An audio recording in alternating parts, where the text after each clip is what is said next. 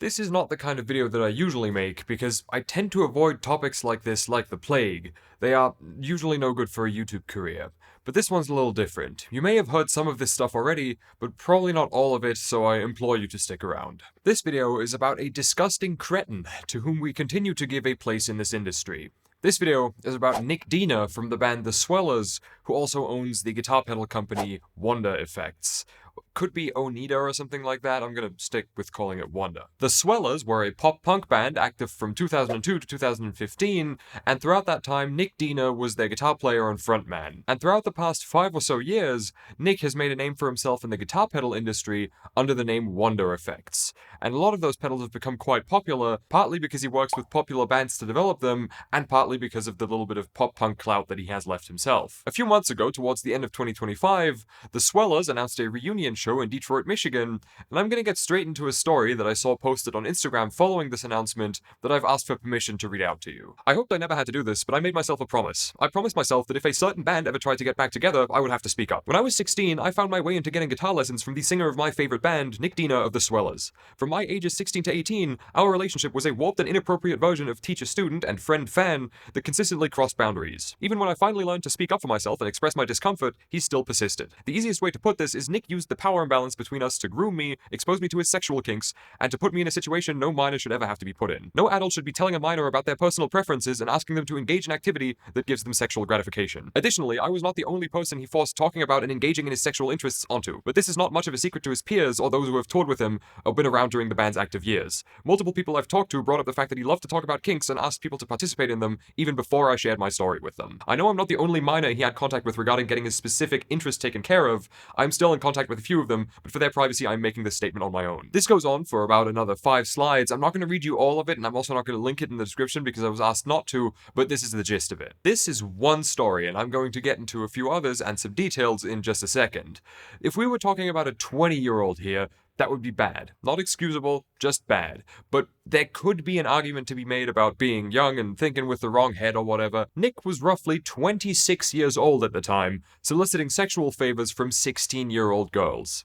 And I say girls plural for a reason. The lovely young lady who shared the original statement had a brief conversation with me when I asked for permission to share her story, and she told me that there were at least 20 other women who experienced the same thing as her at a similar age. And some of their stories she shared with me as well. I am one of the people that convinced him to see a therapist about his behavior after I realized what I was experiencing. I've debated with myself for nearly a decade about how to navigate this situation, especially knowing my history for being outspoken about predators in the music scene. It's certainly relevant now to say that I do not think it's appropriate for the Swellers to come back, or for Nick to have a platform as a musician, the same platform that he abused with me, and others who I cannot speak for. After reading the posts from victims of Nick Diener's grooming and seeing the Swellers' statement, I feel compelled to share my own experience with Nick between 2014 and 2017. I was 16 years old when I first met him. My band and I had traveled to his home state to record an EP at his home studio, which at the time felt surreal. Not only did my bandmates idolize him, but he often mentioned his connection to Hayley Williams as a way to impress and connect with me. That week in the studio felt fairly normal and even fun. We stayed at Nick's house, shared meals with him and his wife, including a night at Qdoba, and overall felt welcomed. But one red flag stands out clearly in my memory. During a vocal take for one of our songs, Nick made a comment that I'll never forget.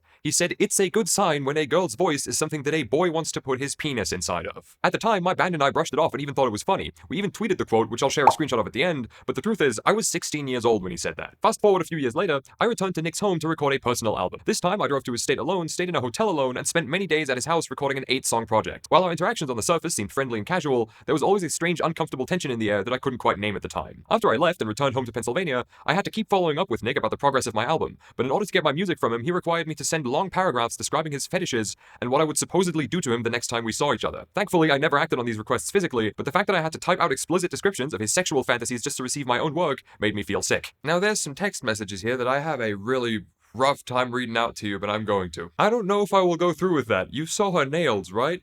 Like, I'd like to be tickled, but I'm not sure if I want to, like, almost pass out and cry. I don't know. If I asked you to do your worst, how bad would it be? Haha, I'm sorry, I'm so stupid. And then at a different date, without having gotten a response, he says, sorry, I know you're busy, and then the message cuts off. Haha, well, I always welcome flirting if you want to reciprocate, but the end game is not sexual, haha. And yeah, in this particular instance, it is just text messages and nothing physical. That is an exception.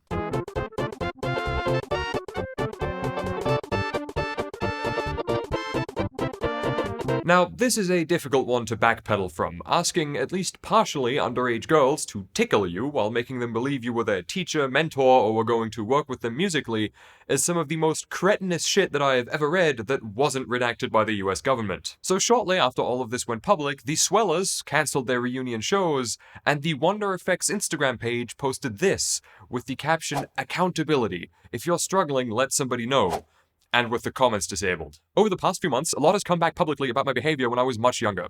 I know those conversations are serious, and I understand that my actions caused harm, confusion, and pain for others regardless of my intent. Long before any of this became public, I took responsibility for my behavior privately, made amends where I could, and respected boundaries where I couldn't. This has been something I've lived with, reflected on, and worked on for nearly a decade. I also understand that making amends doesn't entitle me to closure or forgiveness, and it doesn't prevent others from sharing their experiences. Accountability isn't a transaction, but an ongoing process. In my 20s, there were times where I crossed lines and behaved in ways that were inappropriate and manipulative. I didn't understand how power, access, and context can affect people, and I was careless. I should have known better, but the truth is, I did not. I was deeply disconnected from myself and reality, so I wish I had understood these things earlier in my life. I carry real regret for not getting it right the first time, and for the harm that came from that failure. I misplaced the trust that fans and friends of my band had in me. Harm doesn't have to be physical or malicious to be real, and I don't get to define how others experienced me. I want to be clear about the scope of what I'm addressing here. There was no sex and assault involved. There were boundary failures where my lack of judgment crossed into areas that deserve zero tolerance. At nearly 40, I'm not the same person I was in my mid-20s. Through recovery, I came to understand how my actions affect people, and how much I failed to grasp that in the past. Becoming a parent further clarified what responsibility and impact really mean, and reinforced why doing this work mattered to me and my family so much.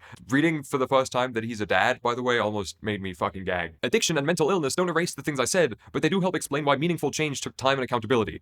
The difference between who I was then and who I am now exists because of that sustained work, not because time simply passed. This is perhaps the most half-assed and cowardly apology that I have ever read in my life. Matter of fact, I would even rule out that it's written by ChatGPT because it exhibits a couple of signs grammatically of just AI text. I didn't understand how power, access, and context can affect people. You were 26 years old. I'm closing in on 21 here, and I have to make a video calling you out. Does that seem right? If he didn't know that was wrong then who the fuck is to say that he knows now, especially since by all accounts, everybody around him knew that he was a fucking creep. Matter of fact, who's to say that he didn't just stop coercing people into weird shit because there were no fans left once his band had just fallen into obscurity? I would sooner die than let you near the uncovered beverage of any woman in my life for so much as 5 seconds unattended, not when you've been quoted as saying it's a good sign when a girl's voice is something a boy wants to put his penis inside of, to an 18-year-old you've been working with since she was 16,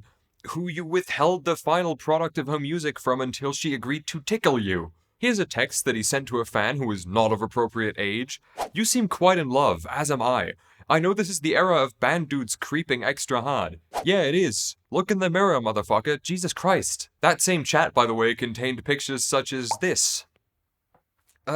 I'm keeping everybody's names anonymous because I was asked to do so, but the lovely lady who made the original statement, who I had a brief conversation with to, get a statement for this video specifically, told me that there were at least 20 people who reached out to her with their own stories, many of which took place within the time frame that Nick says he was better by. And he has blocked all of these survivors of his abuse who called him out all over social media, and says that he made amends with them, I guess. I'm going to keep creating and building music gear. Yeah, he's serious about that one, by the way. The Oneder Effects social media presence is carrying on as though nothing ever happened, and even the bands that he works with are continuing to support his pedal company, although Newfound Glory, the band behind Oneder Effects' most famous pedal, also have had their fair share of pedophile controversy, so take that as you will. So if you still support Oneder Effects, I'm just going to assume that you are okay with that. And the same goes for Chicago Music Exchange, who are still selling Oneder Effects pedals and have not dropped them, even though they've had since October to do so.